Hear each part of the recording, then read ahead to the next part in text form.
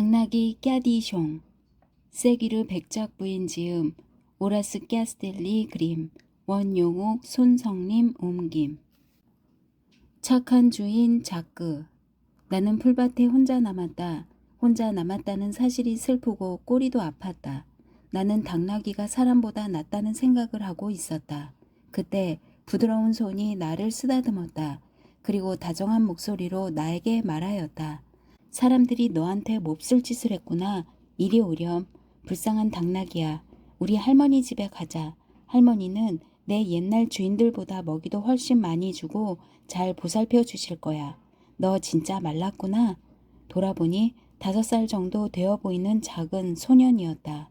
소년의 여동생이 하녀와 함께 달려오고 있었다. 자크 오빠, 당나귀한테 뭐라고 하는 거야? 잔느, 왔구나. 불쌍한 당나귀한테 우리 할머니 집에 가서 같이 살자고 말하던 중이야. 혼자인 것 같아? 그래, 오빠 데리고 가자. 기다려봐. 내가 등에 탈래. 아줌마, 아줌마, 당나귀 등에 나 태워줘요. 하녀가 작은 소녀를 등에 태웠다. 자크는 나를 데려가려고 하였지만 나에게는 고삐가 없었다. 기다려봐요, 아줌마. 내 손수건을 당나귀 목에 맬래요. 자크가 애를 썼지만 손수건이 너무 작아서 내 목에 묶을 수가 없었다. 하녀가 자기 손수건을 주었지만 여전히 짧았다. 어떻게 하죠, 아줌마? 자크는 거의 울상이었다. 마을에 가서 줄이나 고삐를 달라고 하지요. 이리 오세요. 잔느 아가씨, 당나귀에서 내려요. 싫어, 안 내릴래. 당나귀를 타고 집에 갈 거야.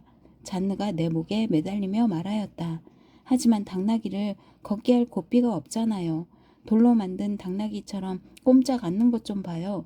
기다려봐요, 아줌마. 잘 보세요. 난 얘 이름이 까디숑이란 걸 알아요.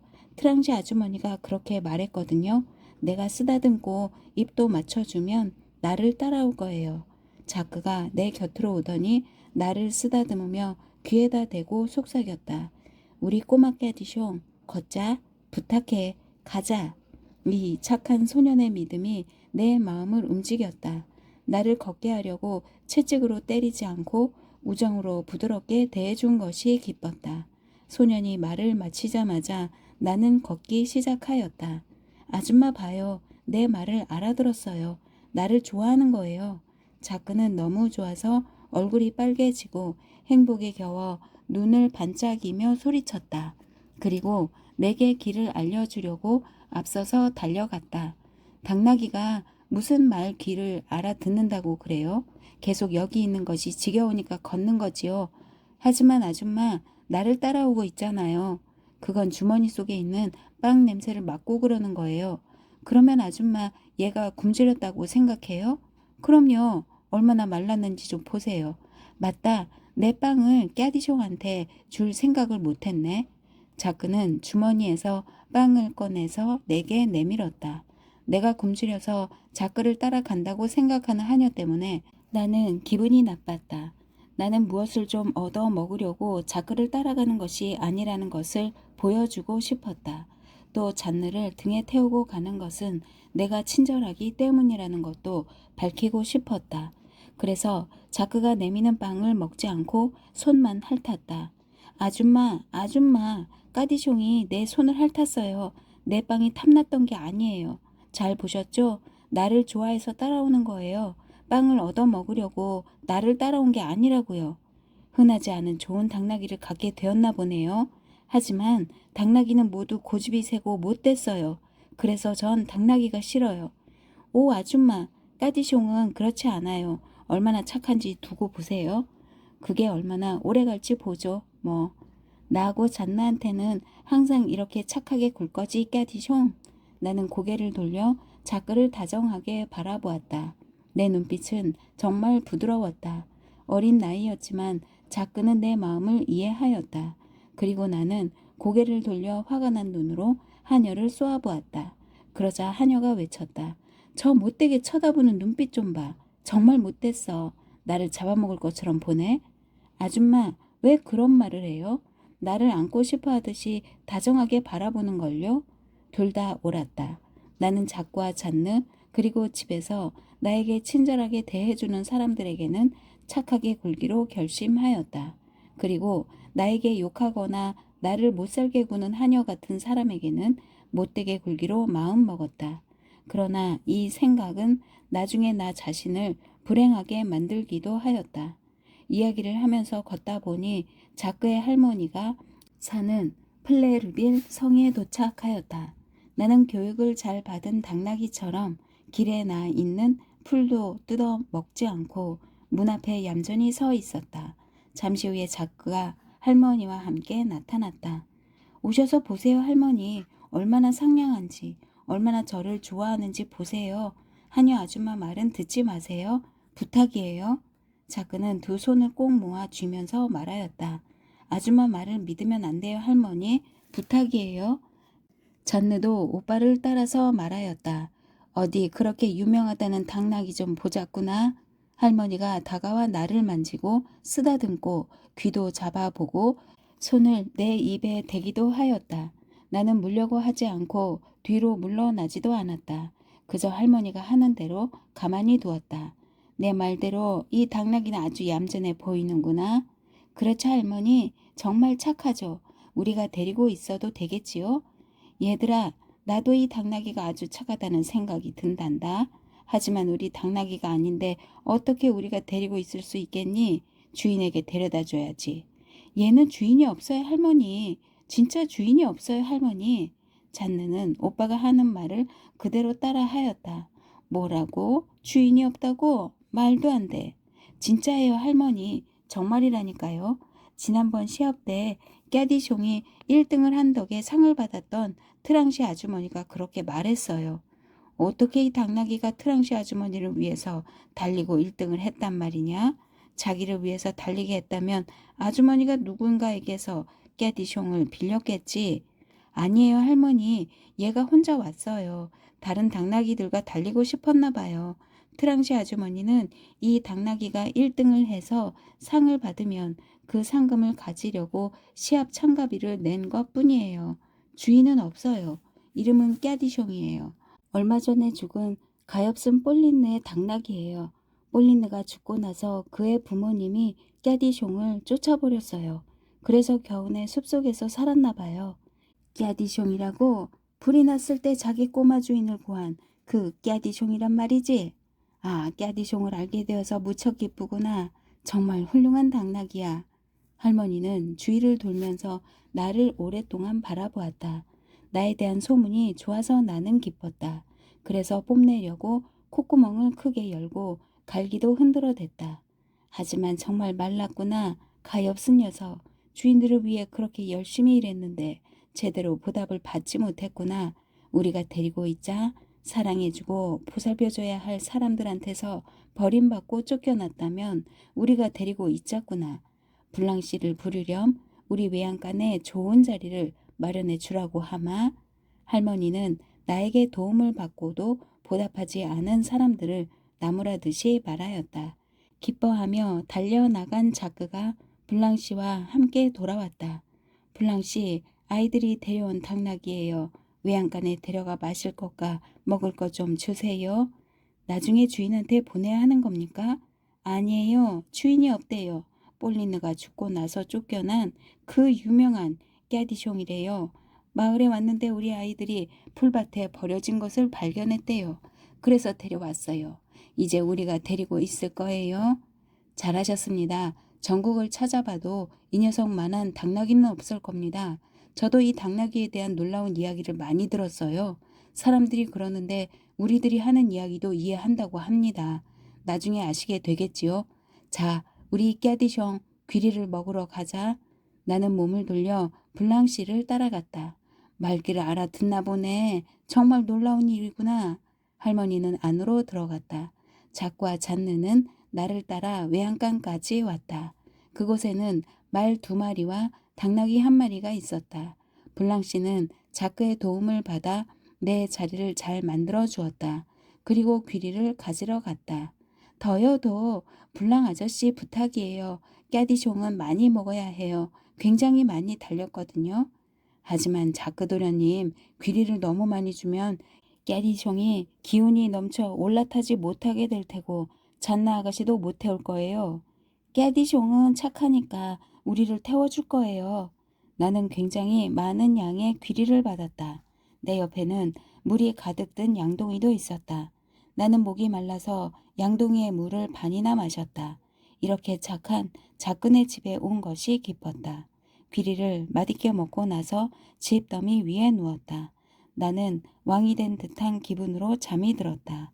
다음 날 나는 1시간 동안 아이들을 데리고 산책하는 일밖에 하지 않았다. 자크는 내게 직접 귀리를 주려고 왔다. 블랑시가 날렸지만 소용이 없었다. 자크가 준 귀리는 나 같은 당나귀 3마리가 충분히 먹고도 남을 만큼 많았다. 나는 혼자서 그것을 다 먹었다. 기분이 무척 좋았다. 하지만 사흘째 되던 날 몸이 이상하였다. 열이 나고 머리와 배도 아팠다. 귀리도 건초도 먹을 수가 없었다. 나는 집더미 위에 누워만 있었다. 자크가 나를 보러 왔을 때였다. 이런 깨디숑이 아직도 누워있네. 자, 우리 깨디숑 일어날 시간이야. 내가 귀리를 줄게. 나는 일어서려고 하였다. 하지만 머리가 집더미 위로 쿵 하고 무겁게 떨어졌다. 아, 이런 깨디숑이 아파. 블랑 아저씨, 블랑 아저씨, 빨리 좀 와보세요. 깨디숑이 아파요. 이런, 도대체 깨디숑이 왜 이러지? 아침 일찍 먹이도 먹었는데. 블랑씨는 여물통으로 와서 안을 들여다보더니 말하였다. 귀리를 먹지 않았어요. 깨디숑이 아픈 것 같아요. 귀도 뜨겁고. 블랑씨가 귀를 만지면서 말하였다. 옆구리가 막 뛰고 있어요. 그게 무슨 뜻이에요, 블랑 아저씨? 자크도련님, 그게 무슨 말이냐 하면 먹을 걸 너무 많이 줘서 탈이 난 거예요. 수의사를 불러야 해요.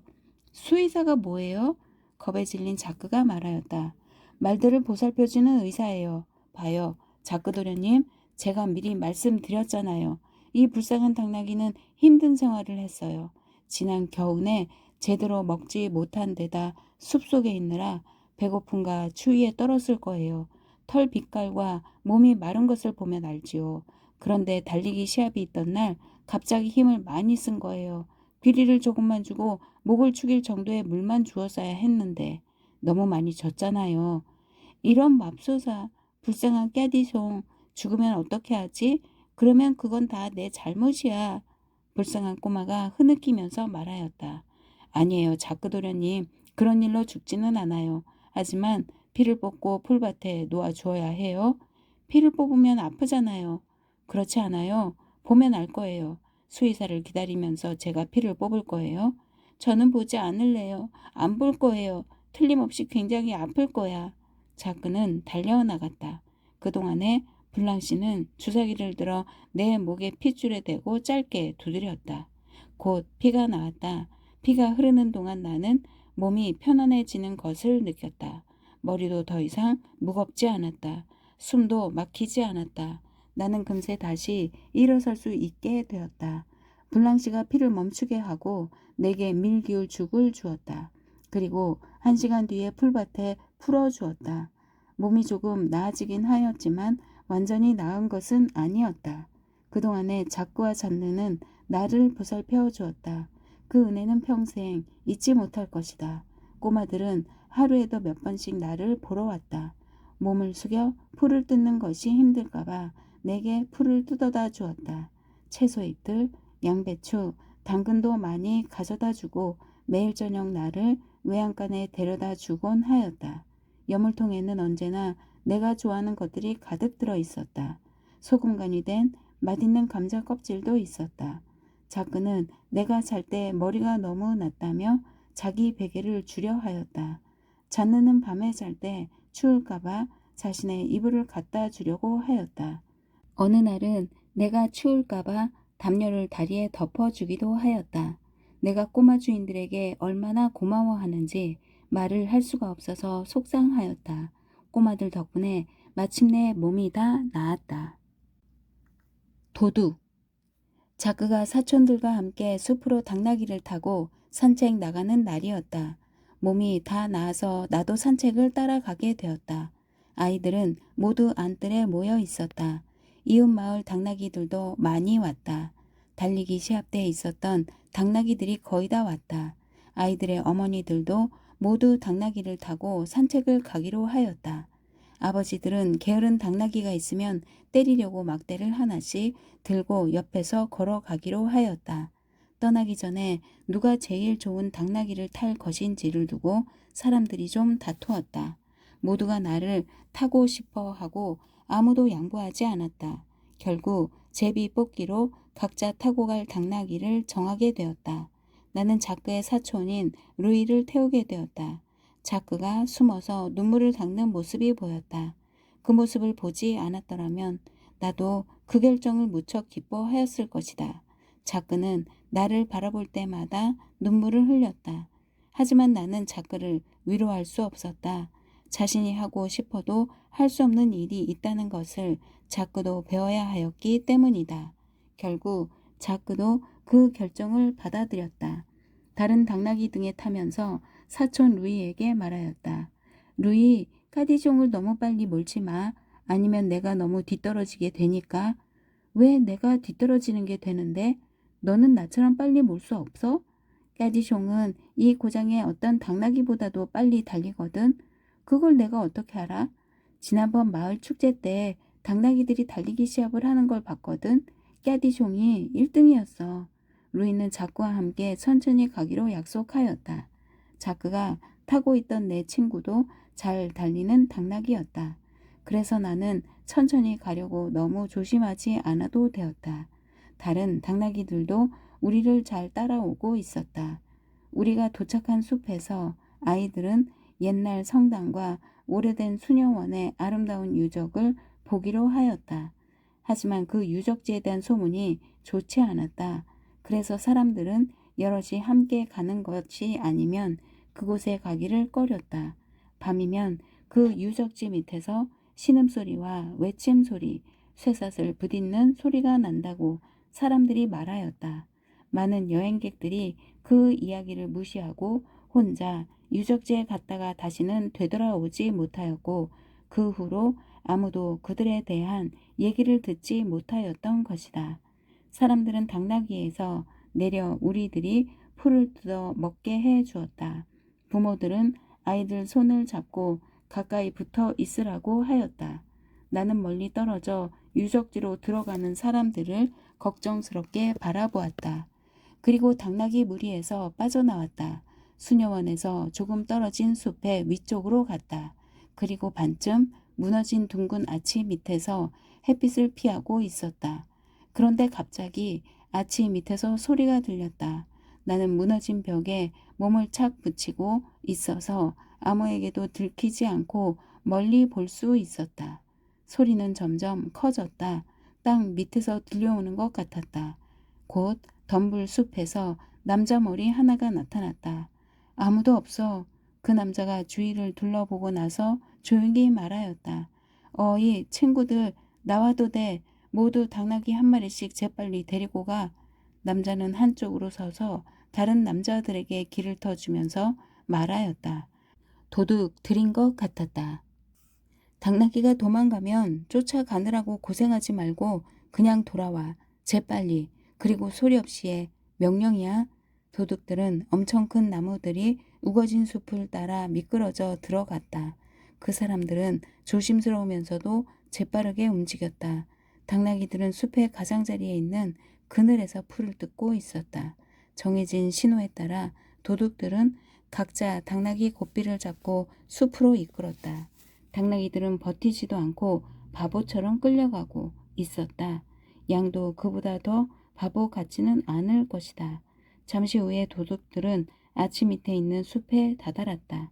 당나귀들이 한 마리씩 덤불 속으로 끌려갔다. 눈 깜짝할 사이에 모두 사라졌다. 땅속에서 당나귀들의 발소리가 들리다가 금세 아무 소리도 들리지 않았다. 이 마을을 공포에 떨게 하던 소리의 정체가 이거였군. 도둑들이 수녀원 지하실에 숨어 있어 재물들을 모두 잡아야 하는데 어려운 일이군. 나는 유적지와 이웃 마을이 모두 보이는 아치 밑에 숨어 있었다. 당나귀를 찾는 아이들의 소리를 듣고서야 숨어 있던 곳에서 나왔다. 그리고 아이들이 아치 근처에 가는 것을 막으려고 달려나왔다. 그곳은 지하로 내려가는 입구를 숨기고 있는 덤불 속이었다. 저기 깨리송이 있어. 루이가 외쳤다. 그런데 다른 당나귀들은 다 어디 있지? 아이들이 동시에 외쳤다. 다들 이 근처에 있을 거야. 잘 찾아보자. 루이의 아버지가 말하였다. 계곡 쪽으로 가서 찾는 게 좋을 거야. 저기 보이는 아치 뒤로 말이야. 그쪽 풀이 좋아. 그 풀 맛을 보려고 갔겠지? 자크의 아버지가 말하였다.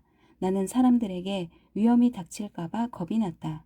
재빨리 아치 쪽으로 가서 사람들이 지나가는 것을 막았다. 사람들은 나를 비껴가려고 하였다. 하지만 그들이 어느 쪽으로 가려고 하든 나는 고집을 피우며 막았다. 결국 루이 아버지가 자크 아버지를 막으며 말하였다. 잠깐만 들어봐요. 깨디숑이 저렇게 고집을 피우는 게 정말 이상해요. 여러분도 깨디숑이 얼마나 똑똑한지는 다 들어서 알고 있죠? 깨디숑 말을 들읍시다. 다시 돌아가요. 우리 당나귀들이 유적지에 다른 쪽에 있을 수도 있잖아요. 그 말이 맞아요.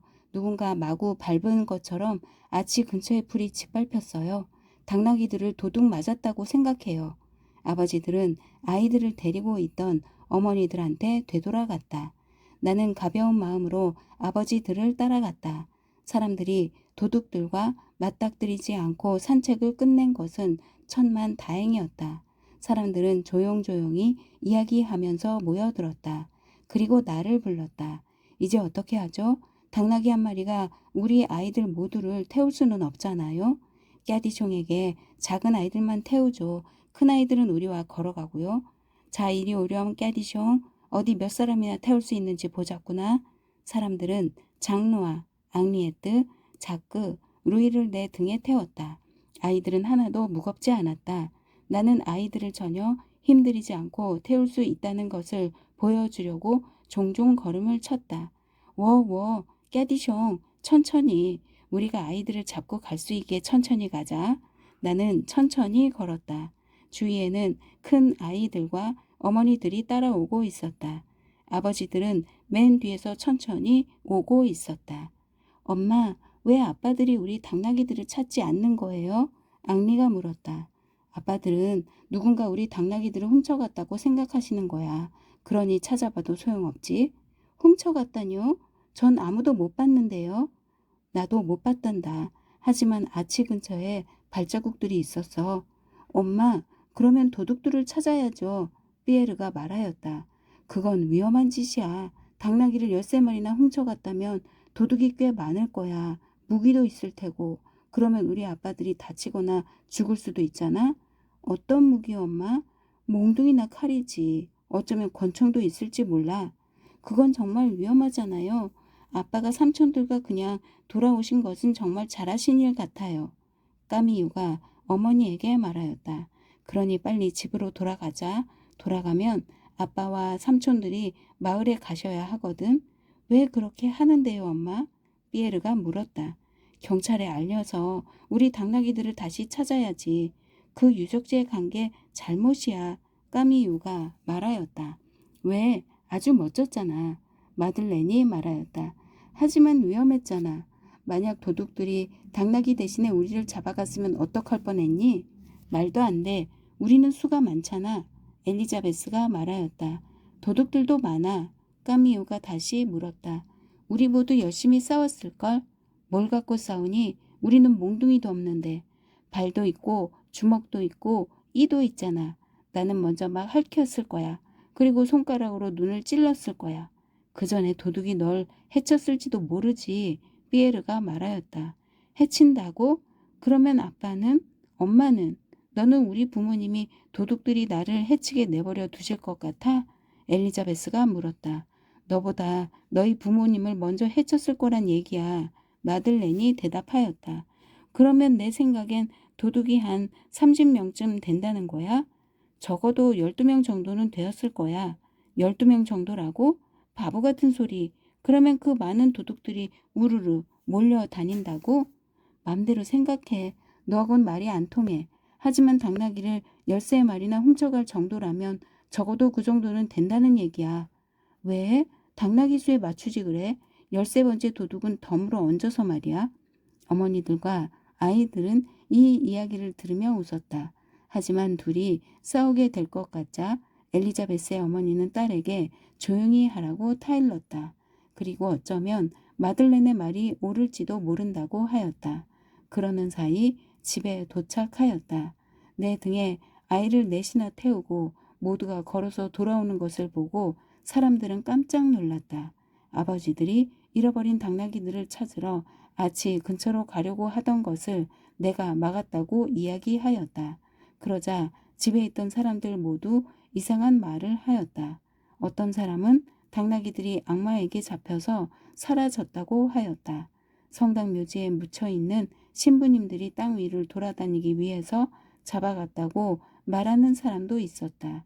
또 어떤 사람은 수녀원을 지키는 천사들이 신부님들의 묘지 근처에 너무 가까이 오는 동물을 재와 먼지로 만들어 버린 것이라고 하였다. 그러나 아무도 지하에 도둑이 숨어 있다고는 생각하지 못하였다. 돌아오자마자 아버지들은 당나귀들이 없어진 것을 할머니에게 이야기하러 갔다. 그리고 그 일을 이웃마을에 있는 파출소에 신고하였다. 2시간쯤 지나자 아버지들은 경감과 경찰 6명과 함께 돌아왔다. 내가 똑똑하다는 소문이 자자하였으므로 경찰들은 보통 일이 아니라고 생각했던 것이다. 경찰들은 모두 권총과 장총을 차고 숲으로 들어갈 준비를 하였다. 숲으로 가기 전에 경찰들은 할머니가 차려놓은 저녁 식사를 하려고 집안의 어른들과 함께 식탁에 자리를 잡았다. 경찰들은 밤이 되기 전에 조사하기 위해서 할머니에게 나를 데려가겠다고 이야기하였다. 부인, 까디종을 데려가면 많은 도움이 될 것입니다. 까디종은 평범한 당나귀가 아닙니다. 오늘도 우리가 부탁할 일보다 더 어려운 일을 해냈습니다. 필요하시면 데려가세요, 경감님. 하지만 까디종을 너무 힘들게 하지는 마세요. 오늘 아침에 숲에 다녀오면서 아이를 넷이나 등에 태우고 왔거든요. 부인, 그런 일이라면 너무 걱정하지 마세요. 까디종을 잘 보살피면서 데리고 가겠습니다. 할머니는 내게도 저녁 식사를 주었다. 귀리 한 움큼과 상추와 당근, 그리고 다른 채소들도 많이 주었다. 나는 물도 충분히 마시고 먹이도 많이 먹고 떠날 준비를 하였다. 내가 제일 앞에 서서 경찰들을 안내하였다. 경찰들은 그 일을 부끄럽게 생각하지 않았다. 모두 착하기 때문이다. 사람들은 경찰이 예의도 없고 못됐다고 생각한다. 그러나 얼마나 친절하고 인내심도 있고 마음이 넓은지 그 경찰들보다 더 나은 사람들도 흔치 않았다. 길을 가는 동안 경찰들은 할머니에게 약속한 대로 내가 편하도록 최대한 보살펴 주었다. 내가 피곤해 보이면 자기들의 말을 천천히 몰았고 시냇물을 만나면 매번 내게 물을 마시라고 이야기하였다. 우리가 수녀원에 도착하였을 때쯤에는 날이 저물었다. 경감은 내 움직임을 잘 따라 모두 함께 걸으라고 명령하였다. 말들은 일에 방해가 될까봐 숲 근처의 마을에 맡겨 놓았다. 나는 서둘러 도둑들이 나왔던 지하 입구로 경찰들을 데리고 갔다. 경찰들이 입구에 너무 가까이 서 있는 것 같아서 나는 벽 뒤로 몇 걸음 갔다. 경찰들이 나를 따랐다. 내가 다시 입구에 가까이 가려고 하자 경찰들도 나를 따르려고 하였다.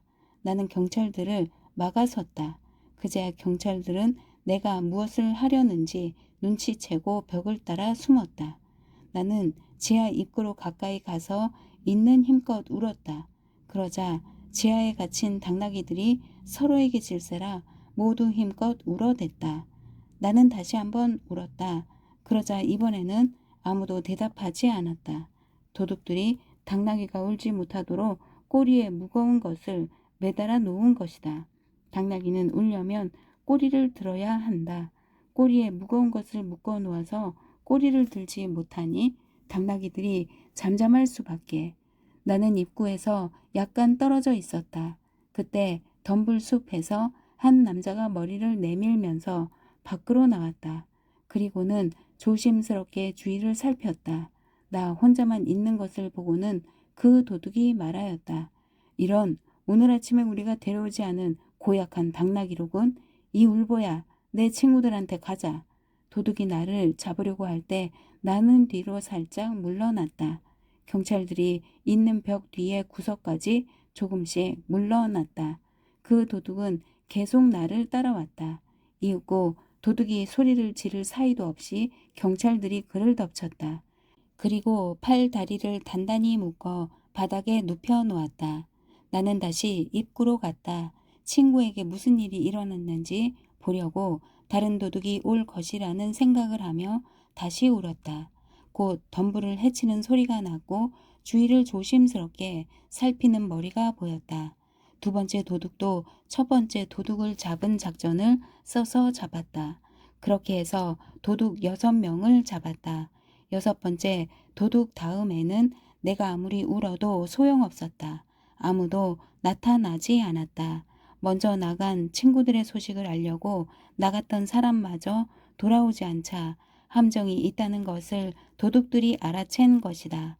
그러는 동안에 밤이 되었다. 앞이 잘 보이지 않았다. 경감은 경찰 한 사람을 마을로 보냈다. 지하에 있는 도둑들을 공격하기 위해서 지원 병력을 요청하려는 것이다. 이미 잡은 도둑들은 달구지에 태워보냈다. 남은 경찰들은 둘로 나뉘어 수녀원의 입구를 지켜보고 있었다. 사람들은 나를 쓰다듬으면서 칭찬하였다. 그리고 나를 자유롭게 내버려 두었다. 이 녀석이 당나귀가 아니었더라면 십자 훈장을 받을 만한데 말이야. 등 위에 벌써 하나 있잖아. 그것도 농담이라고 해. 당나귀 등에 찍혀있는 십자는 예수님을 태웠던 당나귀를 기리는 것이잖아. 그러니까 명예로운 십자 훈장이지. 조용히 해.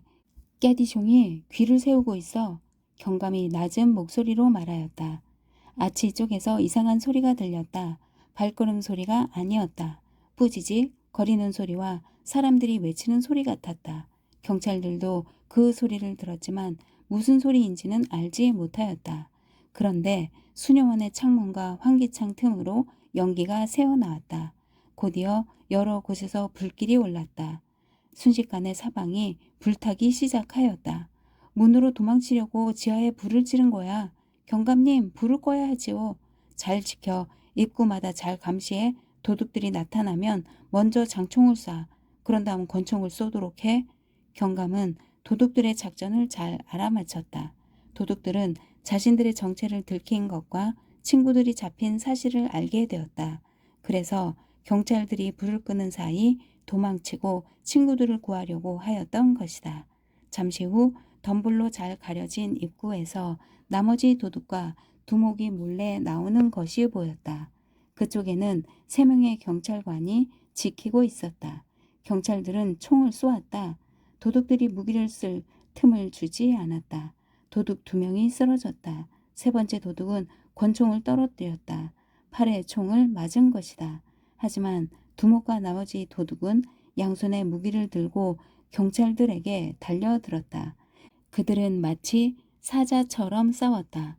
수녀원의 반대편을 감시하던 경감과 경찰 2명이 달려왔을 때 전투는 거의 끝나가고 있었다. 도둑들은 모두 다치거나 죽었다. 두목만이 아직도 경찰 1명과 싸우고 있었는데 곧 쓰러질 것처럼 보였다. 다른 도둑들은 심하게 다쳤다. 지원 병력이 오자 전투는 금방 끝났다. 두목도 잡혔다. 경찰은 두목의 무기를 빼앗고 밧줄로 묶었다. 그리고 이미 잡은 다른 도둑들과 함께 바닥에 눕혔다. 전투를 하는 동안에 불은 꺼졌다. 덤불과 작은 나무들이 모두 타버렸다. 경찰이 더 오고 도둑들을 실어 나를 수레가 왔다. 경찰은 도둑들을 모두 수레에 태웠다. 도둑들을 감시하기 위해서 경찰 2명이 수레에 함께 올랐다. 그리고 부상당한 사람들을 위해서 들 것도 준비하였다. 이렇게 준비하는 동안 나는 남은 경찰과 함께 경감을 따라 지하로 들어갔다. 긴 통로를 따라 밑으로 내려가자 도둑들이 머물던 곳이 나타났다. 한쪽은 동물 우리로 사용되고 있었다. 우리는 거기서 한꺼번에 사라졌던 당나귀 친구들을 발견하였다. 생각했던 대로 모두 꼬리에 돌을 달고 있었다. 경찰들이 돌을 떼어냈다. 그러자 당나귀들이 일제히 소리 높여 울었다. 귀가 멀 정도의 큰 소리였다. 조용히 해, 이 당나귀들아. 그렇지 않으면 다시 꼬리에 돌을 달아줄 테야. 내버려도 모두 까디숑을 칭찬하는 거야. 그래도 저렇게 큰 소리로 칭찬하지 않았으면 좋겠어. 이 사람은 확실히 노래를 좋아하지 않는군. 내 친구들 목소리가 어때서 그래? 풀려난 것이 기뻐서 노래를 하는 것뿐인데. 우리는 계속 걸어 들어갔다. 지하 한쪽에는 훔쳐온 물건이 가득 쌓여 있었다. 다른 쪽에는 하인으로 삼으려고 잡아온 사람들이 있었다. 요리를 하는 사람들도 있고 옷이나 신발을 만드는 사람들도 있었다. 그곳에 갇힌 지 20년이나 되는 사람도 있었다. 사람들은 모두 2명씩 사슬로 묶여 있었다. 그리고 팔다리에는 작은 방울이 달려 있었다. 이 방울은 사람들이 어느 쪽으로 가는지 알기 위해서 도둑들이 달아 놓았던 것이다. 그 사람들이 유적지에 왔다가 사라진 여행자들이라는 사실을 나중에 알았다.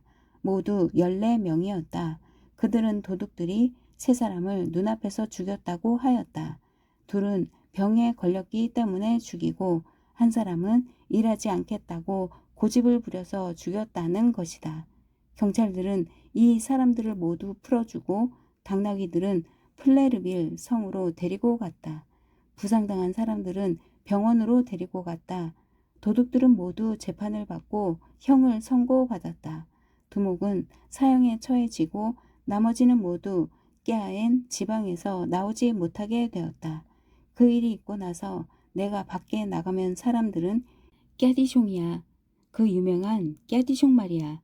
깨디숑은 이 나라의 모든 당나귀들을 합친 것보다도 더 훌륭해 하고 칭찬하였다. 메추라기 사냥. 사냥을 가기로 한 날이 되었다. 피에르와 앙리는 다른 사람들보다 먼저 떠날 준비를 하였다. 아이들은 사냥이 처음이었다. 행복에 겨워 아이들은 눈을 반짝거렸다. 그리고 총과 사냥 망태기를 어깨에 둘러매고 매우 자랑스러워 하였다. 마치 그 마을의 모든 장난감이 자신들이 쏘는 총에 맞아서 떨어질 것처럼 자신만만한 모습이었다. 피에르 형, 우리 사냥 망태기가 가득 차면 나머지 사냥물은 어디에 넣지? 나도 지금 그 생각을 하고 있었어. 아버지에게 깨디숑을 데려간다고 해야겠어. 나는 그 생각이 마음에 들지 않았다. 어린 사냥꾼들은 주위에서 무슨 일이 일어나는지 살피지 않고 아무데나 총을 쏜다. 또 아무 것이나 보이는 대로 쏘아댄다. 메추라기를 쏜다면서 나한테 총알을 날릴 수도 있는 것이다. 그래서 나는 아버지들이 어떻게 결정할지 걱정하며 기다렸다. 아빠, 우리가 깨디숑을 데려가도 돼요? 피에르가 물었다. 뭘 하려고? 이제부터는 당나귀 사냥을 하려고? 그럼 메추라기들은 달리기 시합에 내보낼 거니? 그러려면 먼저 깨디숑한테 날개를 달아줘야 할 텐데. 아니에요, 아빠. 사냥 망태기가 가득 차면 나머지 사냥물을 실으려고 그래요. 앙리가 화를 내며 말하였다. 사냥물을 싣는다고? 큰일 낼 녀석들이군. 너희들이 동물을 잡을 수 있을 거라고 생각한단 말이지. 게다가 아주 많이 말이야. 그럼요, 아빠. 저한테 탄약통이 20개나 있어요. 적어도 15마리는 잡을 거예요. 하하하, 진짜 웃겼다. 그 농담. 오기스트하고 너희 둘이 뭘 죽일지 알아? 도대체 뭔데요, 아빠? 시간이나 죽이는 거야. 다른 것은 아무것도 못 죽여. 아빠, 저희가 서둘러서 아무것도 잡지 못할 거라고 생각하시는 거죠? 그러면서 왜 저희에게 총을 주시고 사냥에 데리고 가시려는지 잘 모르겠어요. 앙리는 아주 화가 나서 말하였다. 너희들에게 사냥하는 법을 가르쳐 주려고 데려가는 거지. 처음에는 아무것도 잡을 수 없단다. 자꾸 놓치면서 잡는 법을 배우는 거야. 어떤 것이라도 쏠 준비가 되어 있는 오기스트가 나타나자 대화는 그쳤다. 피에르와 앙리는 여전히 화가 풀리지 않아 얼굴이 빨갰다. 오기스트, 아빠는 우리가 아무것도 잡지 못할 거라고 생각하셔. 우리가 아버지들이 생각하는 것보다 훨씬 잘 한다는 것을 보여주자. 걱정하지 마, 피에르. 우리는 아빠들보다 더 많이 잡을 수 있어. 어떻게 더 많이 잡아? 우리는 젊잖아. 기운 세고 재빠르지. 하지만 아빠들은 벌써 늙기 시작했잖아. 맞아. 우리 아빠는 42이셔. 피에르 형은 15살. 난 13살이야. 정말 좋은 나이지. 우리 아빠하고 나하고도 얼마나 차이가 나는데 우리 아빠는 44이셔. 난 14살이고. 잘 들어. 아빠에게 말씀드리지 말고 깨디숑한테 안장과 바구니를 달자. 깨디숑은 우리를 따라올 거야. 그러면 우리 사냥물을 나를 수 있을 거야. 좋았어. 커다란 바구니들을 실어. 우리가 노루를 잡으면 아주 큰 바구니가 필요할 거야. 앙리가 심부름을 갔다. 나는 아이들의 말을 듣고 속으로 비웃었다. 아이들은 절대로 노루를 잡지 못할 것이다. 그리고 나는 출발할 때처럼 빈 바구니를 싣고 돌아올 것이 뻔하였다. 자, 떠나자. 우리가 앞에서 걸을 테니 너희들은 곁에서 따라오너라. 들판에 이르면 그때 흩어지자. 피에르의 아버지가 말하였다. 그런데 저게 뭐지? 깨디숑이 우리를 따라오잖아. 거기다 큰 바구니를 2개나 실었는데 피에르의 아버지가 놀라서 덧붙였다. 우리 꼬마들이 잡은 사냥물들을 담으려고 가져가는 것이랍니다. 사냥 터지기가 웃으면서 말하였다. 그런 생각을 하고 있다니. 뭐 깨디숑이 할 일이 없다면 우리를 따라와도 좋아. 피에르의 아버지는 미소를 지으면서 피에르와 앙리를 바라보았다. 아이들은 자신감에 차 있었다. 피에르 형, 총알 넣었어? 아니, 아직. 총알 넣고 빼는 게 어려워. 메추라기가 날아오를 때 하지 뭐. 자, 이제 들판에 다 왔다. 모두 나란히 한 줄로 서서 가자. 그리고 앞을 보고 쏘는 거야. 오른쪽이나 왼쪽을 쏘면 우리가 서로를 죽이는 꼴이 될 테니 조심하고. 피에르의 아버지가 말하였다. 주위에 메추라기들이 한꺼번에 날아올랐다. 나는 조심스럽게 뒤로 처지다가 아주 멀리 떨어졌다. 가끔 심부름을 하는 개들이 총알에 맞기 때문이다. 개들은 열심히 사냥감을 찾아서 가져왔다. 여기저기서 총알이 날아갔다. 나는 새 소년에게서 눈을 떼지 않았다. 아이들도 열심히 쏘아대고 있었지만 총알은 번번이 빗나갔다. 산토끼나 메추라기 어느 곳도 맞히지 못하였다. 아이들은 초조해 하였다. 너무 먼 곳에 있는 사냥감에다 쏘기도 하고 사냥감이 없는 엉뚱한 쪽으로 총을 쏘기도 하였다. 3명이 모두 같은 메추라기한테 쏜 적도 있었는데 메추라기는 끄떡하지 않고 더 잘 날기만 하였다. 어른들은 2시간 동안 능숙한 솜씨로 사냥을 하였다. 피에르와 앙리의 아버지가 아이들 곁으로 다가왔다. 꼬마들아, 깨디숑한테 짐을 많이 실었니? 사냥 망태기가 다쳐서 그러는데 내 것도 좀 넣어주겠니? 놀리는 말투였다. 아이들은 대답하지 않았다. 아이들의 사냥 망태기가 텅 빈 것을 피에르의 아버지는 알고 있는 것이다. 나는 달려가서 바구니 하나를 피에르의 아저씨에게 내밀었다. 바구니가 텅텅 비었네. 사냥 망태기에만 담으면 사냥물이 다 찌그러질걸. 사냥 망태기들도 텅 비어 있었다. 피에르의 아저씨는 어린 사냥꾼들의 당황한 모습을 보고 웃었다. 그리고는 사냥물을 내 등에 있는 바구니에 넣고 자신을 기다리고 있는 개 한테로 돌아갔다. 너희 아빠는 메추라기를 많이 잡으셨을 거야. 개 2마리가 계속해서 사냥물을 가져왔거든. 그런데 우리는 개가 1마리도 없어. 맞아. 우리도 개가 있었다면 메추라기를 많이 잡았을지도 몰라. 오기스트가 말하였다. 나는 메추라기가 떨어지는 걸 한 번도 못 봤는데 피에르가 말하였다. 왜냐하면 메추라기는 총에 맞아도 곧바로 떨어지지 않거든. 더 멀리 날아가서 떨어지지. 하지만 아빠나 삼촌들이 맞히면 곧바로 떨어졌는걸. 멀리 있어서 그렇게 보이는 거야. 내가 그 자리에 있었다면 메추라기가 멀리 날아가는 걸 보았을 거야. 피에르는 아무 말도 하지 않았다. 그러나 오기스트의 말을 믿는 것 같지는 않았다. 출발할 때와 비교하여 모두 풀이 죽어 있었다. 배가 고파. 나는 목이 말라. 난 피곤해. 아이들은 금세 지쳐서 투덜거리기 시작하였다. 하지만 계속 사냥감을 쏘아대고 마치면서 즐거워하는 어른들을 따라가야 하였다. 어른들은 아이들이 지루해하자 점심을 먹자고 하였다. 아이들은 기뻐하며 달려들었다. 사냥터 지기들이 개들을 불러 묶었다. 사람들은 모두 근처에 있는 농장으로 갔다. 할머니가 그곳으로 먹을 것을 보냈던 것이다. 오래된 떡갈나무 아래에 모두 둘러 앉았다. 바구니 안에 있는 닭고기, 햄, 삶은 달걀, 치즈, 마멀레이드, 잼, 커다란 스펀지 케이크와 빵, 오래된 포도주 몇 병을 바닥에 늘어놓았다. 사냥을 하느라 출출하였는지 사람들은 많이 먹었다. 할머니가 음식을 넉넉히 보내서 사냥터지기와 농장 사람들에게도 음식을 주었다. 개들도 숲으로 배를 채우고 웅덩이 물로 목을 축였다. 어때니 얘들아? 얼마 잡지 못했나 보지? 깨디종한테 짐을 많이 실은 것 같지는 않구나. 오기스트의 아버지가 말하였다. 아빠, 우리는 개가 없어요. 아빠들이 다 데리고 있잖아요. 만약 개가 있다면 눈앞에 지나가는 메추라기들을 잡을 수 있단 말이냐? 개들이 새를 잡는다는 건 아니에요. 하지만 우리가 잡은 새들을 찾아서 가져오잖아요. 그러면 너희들이 메추라기들을 맞추기는 했단 말이지? 오기스트의 아버지가 말을 가로막으며 말하였다.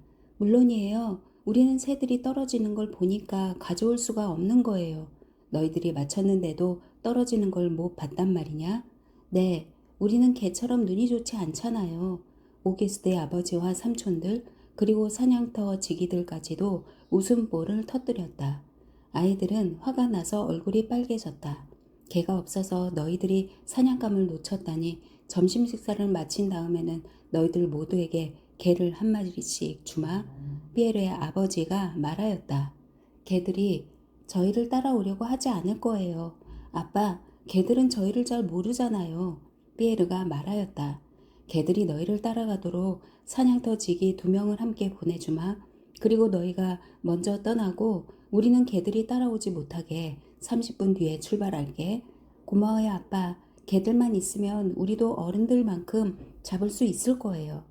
어린 사냥꾼들은 다시 힘이 솟는지 점심 식사가 끝나기 무섭게 사냥터 지기에게 개들을 데리고 빨리 사냥을 떠나자고 보챘다. 이제 우리도 진짜 사냥꾼 같을 거야. 아이들은 만족해하며 사냥을 떠났다. 나도 뒤에서 따라갔다. 여전히 멀리 떨어져서 갔다. 어른들은 사냥터 지기에게 아이들 곁에 있으면서 위험한 일이 일어나지 않게 잘 지켜보라고 말하였다. 메추라기가 사방에서 날아갔다. 아이들은 열심히 쏘아댔다. 그러나 하나도 맞추지 못하였다. 개들은 냄새를 맡으며 열심히 사냥물을 찾아다녔지만 아무것도 가져오지 못하였다.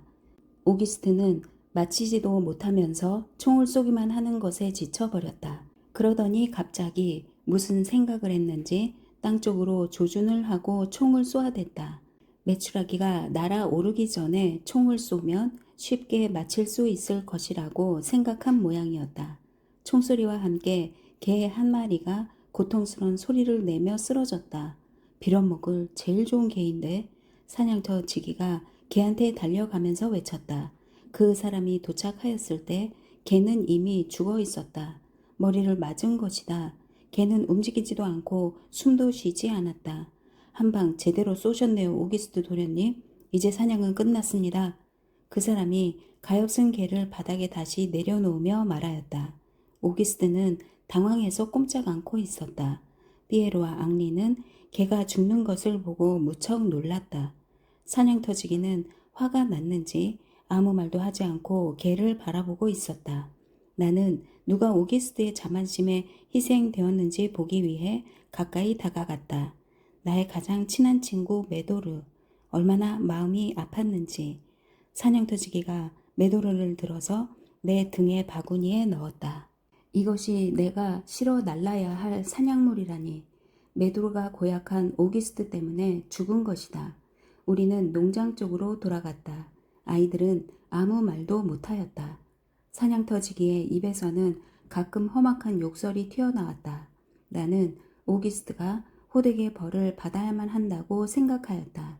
그래야 내 슬픔이 위로받을 수 있을 것 같았다. 농장에 도착하니 개가 없어서 쉬면서 아이들을 기다리던 사냥꾼들을 만날 수 있었다. 벌써?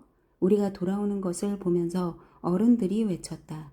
아주 큰 놈을 잡은 것 같군. 깨디숑이 무거운 짐을 실은 것처럼 걷고 있네. 정말 무거운 것을 실었는지 바구니도 한쪽으로 기울어져 있는걸. 어른들이 모두 일어서서 우리에게 다가왔다. 아이들은 뒤에 멈추어 서 있었다. 당황한 아이들의 표정이 어른들의 눈길을 끌었다. 그런데 승리자의 얼굴들이 아닌데 그래? 오기스의 아버지가 웃으면서 말하였다. 사냥터지기가 슬픈 표정으로 아버지들에게 다가갔다. 이게 도대체 무슨 일이오? 우리 꼬마 사냥꾼들처럼 멍한 표정인데요? 피에르의 아버지가 물었다. 그럴 일이 있습니다. 아주 슬픈 사냥물을 가져오는 길입니다. 도대체 뭐죠? 양이요? 소요? 아니면 당나귀요? 웃어 넘길 일이 아닙니다. 보세요. 오기스트 도련님이 메추라기라고 생각하고 쏘았나 본데 제일 훌륭한 게 메도르를 죽였습니다. 메도르라고요? 이런 멍청한 녀석 같으니라고. 다시 한번 사냥한다는 소리만 해봐라. 오기스트 잘 봐라. 내가 거드름을 피워서 도대체 무슨 일이 일어났는지 친구들과 어른들께 작별 인사를 해라. 당장 집으로 돌아가서 총을 내 방에 갖다 놔. 내가 차분하고 겸손해질 때까지 다시는 만질 생각을 하지 마라. 아빠, 저는 아빠가 왜 그렇게 화를 내시는지 모르겠어요. 사냥을 하다 보면 종종 개를 죽이는 일이 일어나잖아요. 오기스트가 억울하다는 듯이 대답하였다. 개를 죽인다고? 정말 안 되겠군. 어디서 그런 이야기를 들었니? 오기스트의 아버지는 기가 막혀 잠시 말을 잇지 못하였다. 사냥을 잘하는 사람들도 개를 죽이는 일이 종종 일어난다는 건 누구나 아는 일이잖아요. 이복의 친구들, 오기스트를 제대로 가르치지 못해서 정말 부끄럽네. 나는 오기스트가 저 정도로 자기 잘못을 뉘우치지 못하는 아이인 줄은 몰랐네. 오기스트의 아버지가 어른들을 둘러보며 말하였다. 내 명령을 들었지 오기스트? 자! 하지만 아빠, 조용히 하지 못해. 몇 번이나 말했잖아. 한마디만 더 하면 총대로 맞을 줄 알아. 오기스트의 아버지가 엄한 목소리로 말하였다.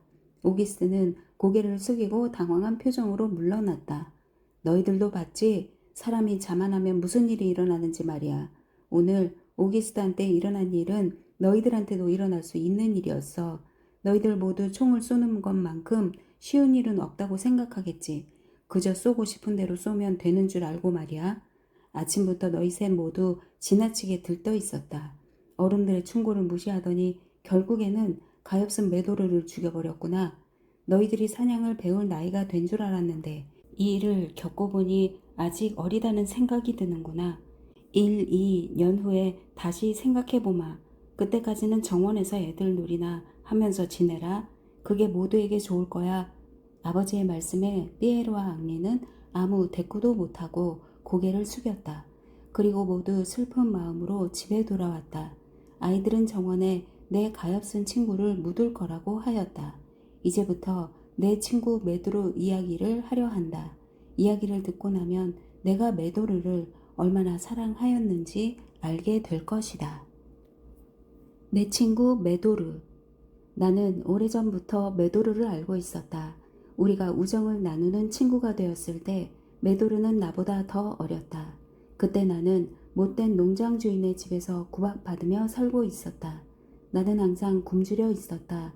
그러나 메도르는 멋지고 훌륭한 사냥개였기 때문에 나보다 좋은 대접을 받았다. 게다가 집도 잘 지켜서 사람들이 먹을 거리를 많이 주었다. 또 아이들을 즐겁게 해 주어서 아이들이 먹다 남긴 빵이나 유제품을 얻어 먹곤 하였다. 메도르는 착한 개였다. 매일 굶주리는 내 처지를 가슴 아파하더니 어느 날 빵 한 조각을 가져와 내게 내밀었다. 가엾은 까디숑, 먹어. 나는 사람들이 빵을 많이 주어서 충분히 먹거든. 그런데 너는 엉겅퀴 하고 억센 풀만 먹잖아. 그것도 굶어 죽지 않을 만큼 말이야. 메도르가 컹컹거리며 내게 말하였다. 착한 메도르야. 내게 먹을 것을 주면 내가 먹을 게 없잖아. 나는 내가 생각하는 것만큼 그렇게 괴롭지는 않아. 덜 먹고 덜 자고 일을 많이 하고 맞는 것에 익숙하니까. 난 배고프지 않아. 정말이야. 우리가 진정한 친구라면 내 선물을 받아줘. 정말 보잘것없이 작은 거잖아. 내가 기쁜 마음으로 주는 건데 내가 안 받으면 무척 섭섭할 거야. 그러면 받을게. 메도르, 널 정말 좋아하니까. 솔직히 말하면 이 빵은 나한테 정말 소중해. 난 지금 무척 배가 고프거든. 메도르는 내가 빵을 허겁지겁 씹어 삼키는 것을 보고 있었다. 나는 생각지도 않던 식사 덕분에 기운을 차렸다. 그래서 메도르에게 감사 인사로 기운이 난다고 이야기하였다. 그런데 그 이야기는 메도르가 매일 내게 큰 빵 덩이를 가져다 주게 만들었다. 메도르는 저녁마다 나와 시간을 함께 보내려고 덤불이나 나무 아래로 와서 잤다. 우리 동물들은 사람처럼 말로 대화하지 않는다. 우리는 눈을 깜빡이거나 고개나 귀, 꼬리를 흔들어서 대화를 나누었다. 어느 날 저녁 메도르가 지치고 슬픈 표정으로 돌아왔다. 까디숑, 앞으로는 내게 빵을 갖다 줄 수 없을 것 같아. 주인들이 내가 너무 커버려서 하루 종일 묶어 놓겠다고 했어. 그리고 저녁에만 풀어준다는 거야. 게다가 여주인이 아이들한테 앞으로는 절대로 빵을 주지 말라고 시켰어. 이제는 내가 집을 잘 지키는 개가 되도록 아주 조금만 준대. 메도르야, 더 이상 내 먹이는 걱정은 하지 마. 이젠 너 필요 없어. 오늘 아침에 헛간에 난 작은 구멍을 찾았어. 이제 건초는 내 마음대로 먹을 수 있을 거야. 정말이야? 다행이다. 매일 너를 만나 이야기할 수 있어서 정말 행복했어. 그런데 이제부터는 하루 종일 묶여 있을 거야. 너를 만나러 올 수 없다는 게 너무 슬퍼. 우리는 조금 더 이야기를 나누었다. 메도르는 밤이 깊어서야 나를 떠났다. 메도르의 말대로 다음 날은 하루 종일 메도르를 볼 수 없었다. 저녁 때가 되어 초조하게 메도르를 기다리고 있는데 갑자기 낑낑거리는 소리가 들렸다. 나는 울타리 근처로 달려갔다. 못된 여주인이 메도르의 목덜미를 움켜잡고 그 집 아들 쥘르가 채찍으로 메도르를 때리고 있었다. 나는 쥘르에게 달려들었다. 그리고 손을 물어 채찍을 떨어뜨리게 하였다. 여주인은 놀라서 메도르를 잡고 있던 손을 놓았다. 그 사이에 메도르는 달아났다. 나도 쥘르의 팔을 놓고 울타리로 도망치려고 하였다. 그때 누군가 내 귀를 잡아 당겼다. 여주인이었다. 그녀는 몹시 화가 나서 쥘르에게 소리쳤다. 큰 채찍을 이리 줘. 못된 녀석을 혼 좀 내줘야겠어. 세상에서 이 녀석보다 더 못된 당나귀는 없을 거야. 채찍을 이리 달란 말이야. 아니면 내가 직접 때리든지. 쥘르는 울상을 지으며 대꾸하였다. 팔을 움직일 수가 없어요. 마비가 됐나 봐요. 여주인은 바닥에 떨어진 채찍을 집어들고 아들의 복수를 하려고 내게 달려들었다. 하지만 나는 그걸 기다리고 있을 만큼 바보가 아니었다. 펄쩍 높이 뛰어서 여주인이 내 곁에 오기 전에 달아났다. 여주인은 쫓아오고 나는 채찍을 피해 힘껏 달아났다. 이렇게 달리기를 하는 것도 재미있었다. 달리면서 보니 여주인은 달리는 것이 힘들어서 더 화를 내고 있었다. 못된 여주인을 땀에 흠뻑 젖게 하였으니 메도르 대신 복수는 충분히 한 것이다. 못된 녀석 두고 보자. 내 톡톡히 맛을 보여줄 테다. 여주인은 물러나면서 소리쳤다. 나는 메도르가 달아난 울타리 쪽으로 가서 메도르를 불렀다. 메도르는 심술궂은 여주인이 떠나기를 기다렸다가 구덩이에서 조심스럽게 고개를 내밀었다. 이리 와. 여주인은 갔어. 도대체 무슨 짓을 한 거야? 왜 그렇게 쥘르가 너를 때린 거야? 아이들이 바닥에 떨어뜨린 빵 조각을 물었거든. 여주인이 그걸 보고는 쥘르를 불러 나를 때리라고 시킨 거야. 아무도 너를 보호해주지 않았어? 나를 보호해준다고? 모두 쌤통이라며 고소해하던걸? 쥘르는 아이들한테 걱정 말라면서 있는 힘껏 나를 때렸어. 내가 소리를 지르자 모두 손뼉을 치면서 좋아했어. 저런 못된 녀석들이 있나. 그런데 메도르야, 왜 그 빵을 건드렸니? 사람들이 저녁을 주지 않았어? 저녁은 줬지. 그런데 수프 속의 빵이 다 부스러져서 내게 줄 빵이 한 조각도 없었어. 그 아이들이 떨어뜨린 빵을 가져왔다면 내가 아주 맛있게 먹었을 텐데. 나는 메도르의 착한 마음씨에 감동하였다. 메도르, 나 때문에 내가 그렇게 매를 맞았구나. 결코 내 우정을 잊을 수 없을 거야. 고마워. 하지만 다시는 그러지 마. 내가 빵 때문에 주인들에게 맞는데 내가 그 빵을 맛있게 먹을 수 있겠어? 내가 주인들에게 사랑받고 행복할 수만 있다면 난 엉겅퀴를 먹어도 좋아. 메도르와 나는 오랫동안 이야기를 나누었다. 그리고 메도르는 다시는 나 때문에 주인에게 맞을 일을 하지 않겠다고 나에게 약속하였다. 나도 메도르에게 농장 사람들에게 못된 짓을 많이 하겠다고 약속하였다. 그래서 어떤 날은 쥘르 남매를 물이 가득 찬 웅덩이에 빠뜨리고 그 속에서 절벅거리며 몸부림을 치게 놓아두고 도망쳤다. 어떤 날은 농장에 놀러온 어린 꼬마를 물려는 것처럼 따라갔다. 꼬마는 무서워서 소리를 지르며 도망갔는데 나는 아주 통쾌하였다.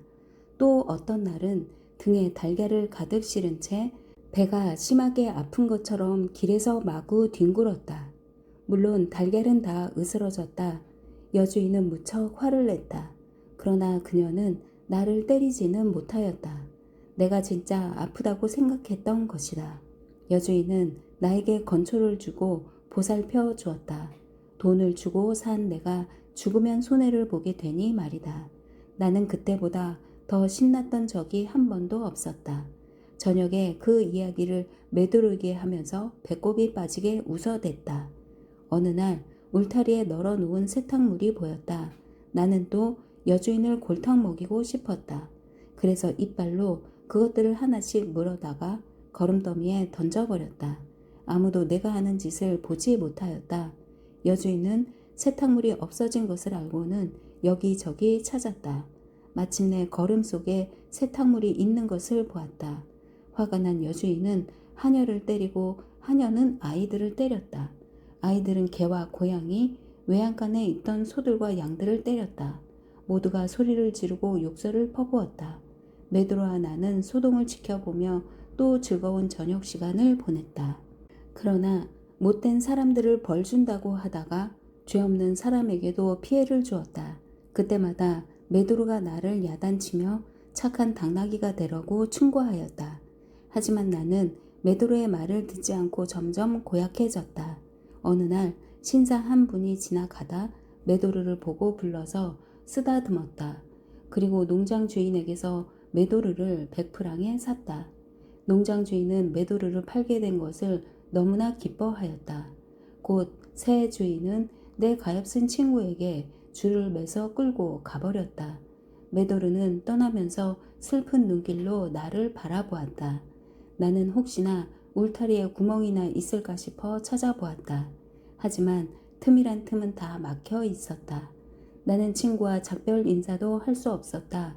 그날부터 지루한 생활이 이어졌다. 얼마 뒤에 시장에 가게 되었고 그때 생떼부르 숲으로 도망을 친 것이다.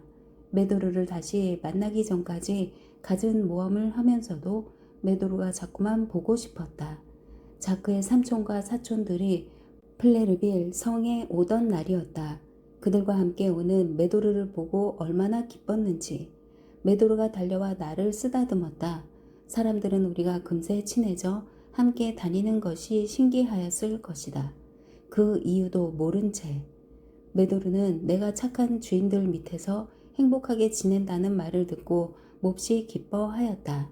게다가 내가 마을에서 착하고 훌륭한 당나귀로 소문이 나 있다고 하자 나를 무척 자랑스러워 하였다. 못된 농장 주인을 골탕 먹인 이야기를 듣고는 나를 야단치면서도 함께 웃어주었다. 또 당나귀들의 달리기 시합에서 1등한 이야기를 들었을 때는 자기 일처럼 축하해 주었다. 뿐만 아니라 가엾은 폴린네의 이야기를 듣고는 눈물을 흘리며 가슴 아파하였다. 메도르와 나는 그렇게 서로를 아끼고 사랑하는 친구 사이였던 것이다. 제주를 부리는 당나귀. 내가 들판에서 조용히 풀을 뜯어먹고 있을 때였다. 루이와 자크가 들판으로 달려왔다. 아이들은 내 등에 빨리 올라타는 놀이를 하였다. 두 꼬마는 제주를 부리는 사람들만큼 자기들도 잘한다고 생각하였다. 하지만 내가 보기에 두 꼬마는 서툴렀다. 특히 자크는 키도 작고 똥똥해서 행동이 굼떴다. 루이는 가끔 내 꼬리에 매달리면서 등에 올라탔다. 루이는 이것을 몸을 던진다고 말하였다. 자크도 몸을 던졌지만 잘 되지 않았다. 계속해서 바닥에 떨어지고 숨을 헐떡였다. 자크는 가끔 루이의 도움을 받을 때에만 몸을 던질 수 있었다. 힘들어하는 아이들을 위해서 나는 흙이 약간 쌓여 있는 곳에 자리를 잡았다. 루이는 몸 던지기 놀이를 처음 할 때보다 잘 하였다. 루이만큼은 아니지만 자크도 곧잘 하게 되었다. 그때 다른 아이들이 뛰어왔다. 자크, 루이, 아주 재미있는 일이 있어. 내일 모레 장에 갈 거야. 거기서 재주 부리는 당나귀를 볼 거야. 재주 부리는 당나귀라고? 그게 뭔데? 여러 가지 재주를 부리는 당나귀야. 엘리자베스가 대답하였다. 어떤 재주? 재주 있잖아. 에이, 재주라니까. 마들렌이 대답하였다. 그래도 깨디숑만큼 하지는 못할걸? 치, 깨디숑이라고? 깨디숑이 무척 착하고 똑똑하다는 건 맞아. 하지만 장에서 재주 부리는 당나귀만큼 재주를 부리지는 못할걸? 앙리가 말하였다. 어떻게 하는지 보여주면 틀림없이 깨디숑도 똑같이 재주를 부릴 수 있을 거야. 까미유가 말하였다. 먼저 그 당나귀가 어떻게 재주를 부리는지 보자. 그리고 깨디숑이 그 당나귀가 부린 재주를 잘 따라 하는지도 보고. 피에르 말이 맞아. 장이 끝날 때까지 기다리자. 장이 끝나고 나면 어떻게 하지? 엘리자베스가 물었다. 작과 루이는 둘이 귓속말을 하였다. 그리고는 다른 아이들이 돌아갈 때까지 아무 말도 하지 않았다. 두 아이는 주위에 아무도 없는 것을 확인한 뒤에야 내 주위를 돌며 노래하였다. 깨디숑, 깨디숑, 너는 장에 갈 거야. 너는 재주 부리는 당나귀를 볼 거야. 너는 그 당나귀가 하는 것을 볼 거야. 그리고 그 당나귀처럼 너도 하는 거야. 모두가 너를 존경할 거야. 모두가 내게 박수를 칠 거야. 그러면 우리는 내가 자랑스러울 거야. 깨디숑, 깨디숑, 부탁이야 해봐. 우리가 지금 하는 이 노래 정말 멋지다. 자크가 갑자기 노래를 멈추더니 말하였다. 이게 다 시야. 그래서 멋진 것 같아. 시라고? 나는 시를 짓는 것이 어려운 줄 알았는데. 루이가 노래를 하였다. 아주 쉬워. 내가 보는 것처럼. 어렵지 않아. 내가 생각하는 것처럼. 우리 사촌들한테 이야기하러 가자. 아니야, 아니야. 그 아이들이 우리 시를 들으면 우리가 하려고 하는 일을 알아차릴 거야. 장에서 직접 놀라게 하자. 하지만 아빠와 삼촌들이 깨디숑을 장에 데려가는 것을 허락해 주실까? 물론이지. 깨디숑한테 재주 부리는 당나귀를 보여주고 싶다고 말씀드리면 허락해 주실 거야. 그럼 빨리 지금 가서 부탁하자. 두 아이가 집 쪽으로 달려갔다. 그때 막 아버지들이 오고 있었다. 아이들이 풀밭에서 무엇을 하는지 궁금하였던 것이다. 아빠 빨리 와 보세요. 부탁드릴 일이 있어요. 뭔데 그러니 얘들아. 뭐야? 여기선 안 돼요. 아빠 여기선 안 돼요. 아이들이 비밀스러운 말투로 각자 자신의 아버지를 풀밭으로 이끌었다. 도대체 무슨 일인데 그러니? 왜 우리를 끌고 가는 거야? 루이의 아버지가 웃으면서 말하였다. 쉿, 아빠, 쉿. 그게 뭐냐면 말이죠. 내일 모레 장에 재주 부리는 당나귀가 온다는 사실을 알고 계시죠? 아니, 몰랐는걸. 우리에겐 깨디숑이 있잖니. 재주 부리는 당나귀는 필요하지 않을 텐데. 바로 그 이야기를 하고 있는 거예요, 아빠. 깨디숑이 어느 당나귀보다도 더 똑똑하잖아요. 잔느와 사촌들 모두 그 당나귀를 보러 장에 갈 거예요. 우리도 깨디숑을 장에 데려가서 재주 부리는 당나귀를 보여주고 싶어요. 그리고 깨디숑이 똑같이 하는지도 볼 거예요. 뭐라고? 깨디숑을 사람들 틈에 끼게 한다고? 네, 아빠. 깨디숑을 타고 장에 갈래요. 거기서 재주 부리는 당나귀가 잘 보이는 곳에 깨디숑을 세워두기만 하면 돼요. 그러려무나. 하지만 깨디숑이 한번 보고 뭘 따라 할 수 있다고는 생각하지 않아. 깨디숑, 너도 재주 부리는 당나귀가 하는 것만큼 재주를 부릴 수 있지? 자크는 걱정스러운 눈빛으로 나를 바라보았다. 나는 자크를 안심시키기 위해서 큰 소리로 울었다. 들으셨어요, 아빠? 깨디숑이 그렇다고 하잖아요. 아버지들은 각자 아들을 안아주며 미소를 지었다. 그리고 아이들에게 나를 장에 데려가겠다고 약속하였다. 내가 똑똑하다는 것을 아직도 모르고 있다니? 어른들보다 아이들이 더 똑똑하군. 얼마나 놀라운 일이야. 장날이 되었다. 사람들이 나를 예쁘게 손질해 주었다. 얼마나 정성 들여 등을 긁어주던지 내가 긴장할 정도였다. 솔질도 해주었다. 그리고 안장과 고삐도 새 것으로 갈아주었다. 루이와 자크는 공연에 늦을까봐 아버지에게 일찍 출발하자고 하였다. 너희는 왜 먼저 가는데? 그리고 어떻게 가려고? 우리는 까디숑을 타고 갈 거야. 까디숑이 느리니까 먼저 출발하려고. 루이가 말하였다. 그럼 너희 둘만 간단 말이야? 아니야, 아빠랑 같이 가. 자크가 대답하였다. 먼 길을 천천히 가다 보면 무척 지루할 텐데. 아빠랑 같이 가면 하나도 지루하지 않아. 루이가 말하였다. 그래도 나는 마차를 타고 가는 게 더 좋아. 우리가 너희보다 일찍 도착할 거야. 그럴 리가. 우리가 훨씬 먼저 출발하는데. 자크가 말하였다. 이야기가 끝나자 사람들이 안장을 얹고 예쁘게 손질한 나를 데려갔다. 자크와 루이의 아버지도 준비를 끝내고 꼬마들을 내 등에 태웠다. 나는 어른들이 뛰지 않게 하려고 천천히 갔다. 1시간 뒤에 우리는 장터에 도착하였다. 장터 한쪽에 줄이 둘러쳐져 있었다. 당나귀가 제주를 부릴 자리였다. 많은 사람들이 공연을 보려고 모여 있었다. 어른들이 무대에서 가까운 곳에 자리를 잡아주었다. 다른 식구들도 곧 도착하였다. 모두 우리 곁에 자리를 잡았다. 북치는 소리와 함께 제주 부리는 당나귀 공연이 시작되었다. 마침내 울타리가 열리고 제주 부리는 당나귀가 나타났다. 그 당나귀는 너무 말라서 힘이 없어 보였다. 게다가 슬픈 표정을 하고 있었다. 당나귀 주인이 당나귀를 불렀다. 그러자 당나귀는 두려운 듯 천천히 걸어 나왔다. 그것으로 보아 당나귀가 제주를 배우는 동안에 주인한테 많이 맞았다는 것을 알 수 있었다. 신사 숙녀 여러분, 당나귀 왕자인 미르리 플로르를 소개하게 되어 영광입니다. 이 당나귀는 다른 멍청한 당나귀들과 다릅니다. 똑똑한 당나귀랍니다. 아마 여기 계신 여러분보다 더 똑똑할 수도 있습니다. 이 당나귀는 어느 곳에서도 볼 수 없는 훌륭한 당나귀입니다. 자, 미르리 플로르 왕자님, 제주를 보여주세요. 먼저 여기 계신 신사 숙녀 여러분께 인사를 해주세요. 멍청한 당나귀라니, 어느 곳에서도 볼 수 없는 훌륭한 당나귀라고? 자존심이 강한 나는 이 말을 듣고 화가 났다.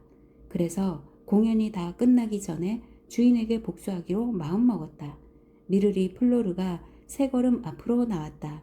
그리고 멍한 표정으로 고개를 숙여 사람들에게 인사하였다.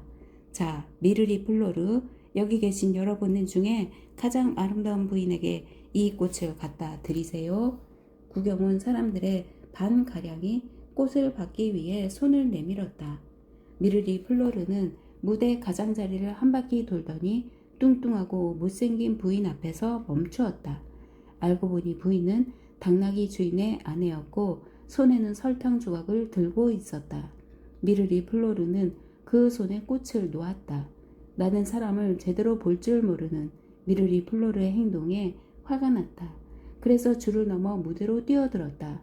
모여있던 사람들이 모두 놀랐다. 나는 구경꾼에게 우아하게 인사를 하였다. 그리고 뚱뚱한 부인 앞으로 가서 꽃을 낚아챘다. 나는 빼앗은 꽃을 까미우의 무릎에 갖다 놓았다. 모든 사람들이 박수를 치는 동안 내 자리로 돌아갔다. 사람들은 내가 왜 나타났는지 몰라서 모두 어리둥절해 하였다. 어떤 사람들은 공연하는 사람들끼리 짰다고 생각하였다. 제주 부리는 당나귀가 한 마리가 아니라 2마리라고 생각한 것이다. 구경꾼 중에 나를 알아본 사람들은 내가 똑똑하게 행동한 것을 칭찬하였다. 미르리 플로르의 주인은 무척 당황하였다.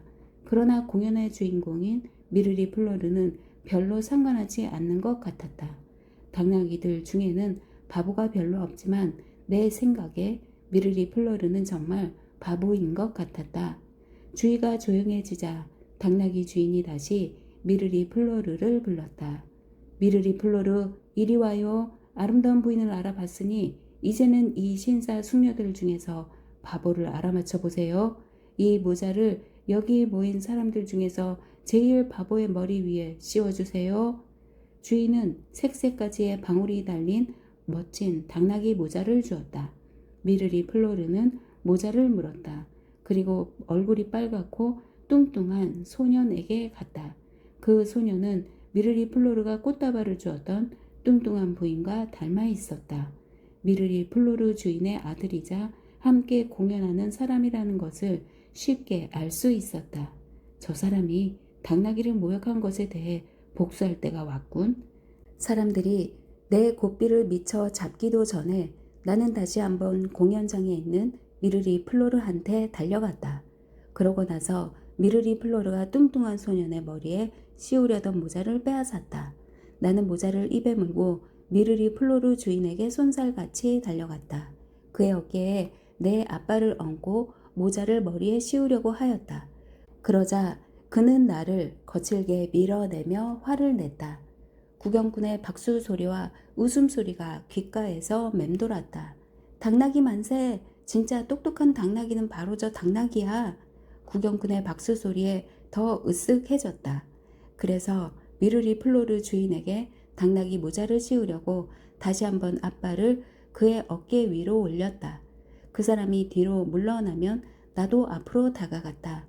그 사람은 결국 나를 어깨에 맨 채 전속력으로 달리는 꼴이 되었다. 마침내 앞발을 그 사람의 어깨에 자연스럽게 올려놓고 힘껏 눌렀다. 그 사람이 쓰러졌다. 이 틈에 그의 머리에 모자를 씌우고 나서 턱까지 끌어내렸다. 그러고 나서 나는 뒤로 물러났다.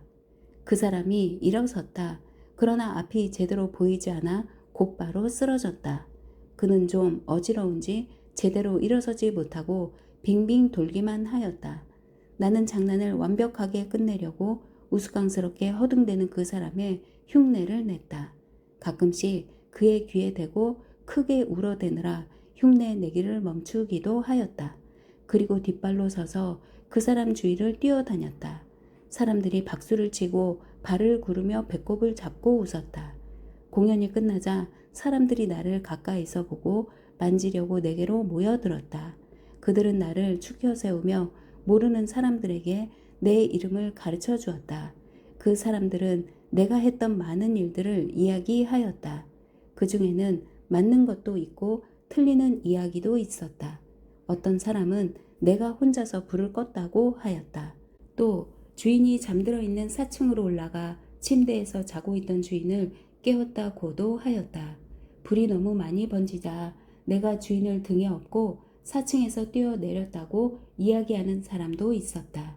어떤 사람은 내 주인의 수호천사가 돌보아 주어서 불이 났을 때 아무도 다치지 않았다고 하였다. 또 어떤 사람은 나 혼자서 수십 명의 도둑을 잡았다고 하였다. 그리고 그 도둑들이 하인으로 삼으려고 붙잡아 두었던 사람들을 내가 구해 주었다고 하였다.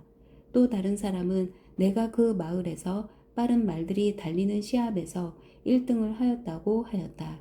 이 소문들이 퍼지자 나를 보려고 사람들이 더욱 밀려들었다. 순식간에 너무 많은 사람들이 몰려들어서 숨이 막힐 정도였다. 사람들이 나를 행가래 치려고 하였다. 나는 아무도 다치지 않게 애쓰면서 그들을 이빨로 물거나 뒷발길질로 물러나게 하였다. 그렇게 해서 길을 트고 통로를 만들었다. 한꺼번에 쏟아지는 칭찬에서 빠져나오기 위해서였다. 경찰들이 도와주어서 간신히 그 자리에서 빠져나올 수 있었다. 나는 사람들에게서 벗어나 루이와 자크를 찾았다. 그러나 어디에서도 볼 수가 없었다. 우리 꼬마 주인들을 걸어서 집에 가게 할 수는 없는 일이었다.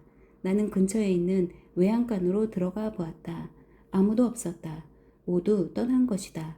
나는 성으로 가는 큰 길로가 힘껏 내달렸다.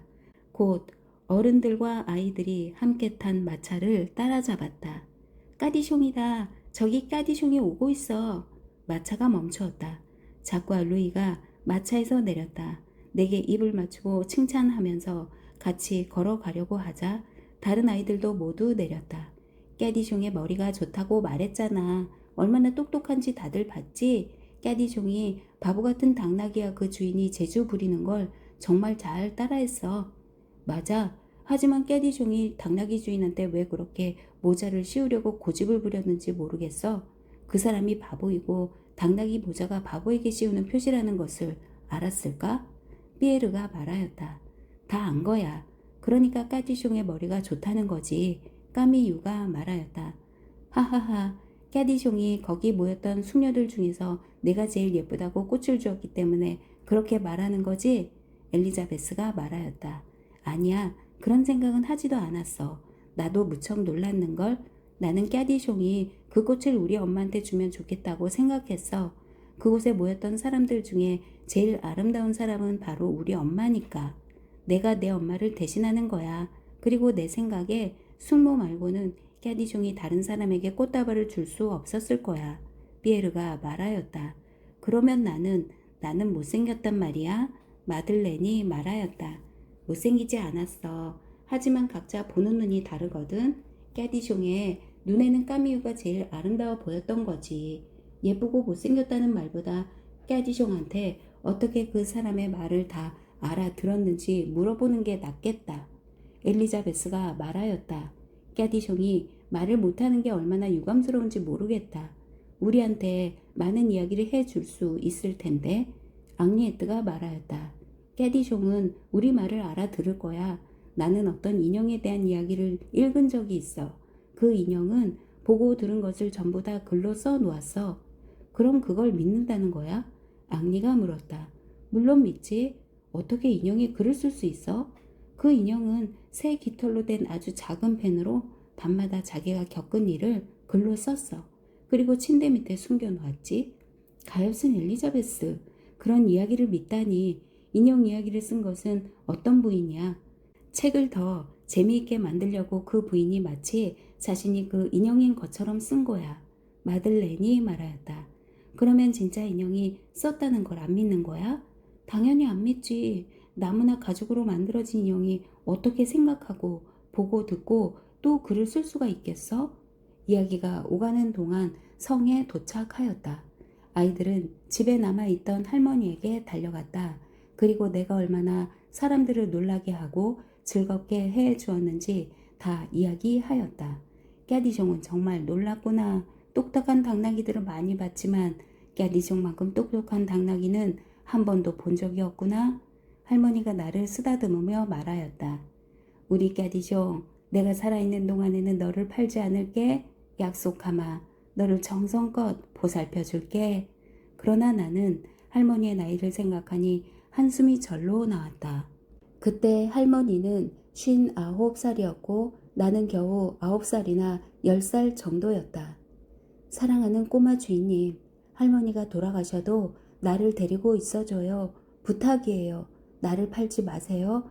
여기서 죽을 때까지 일하게 해주세요.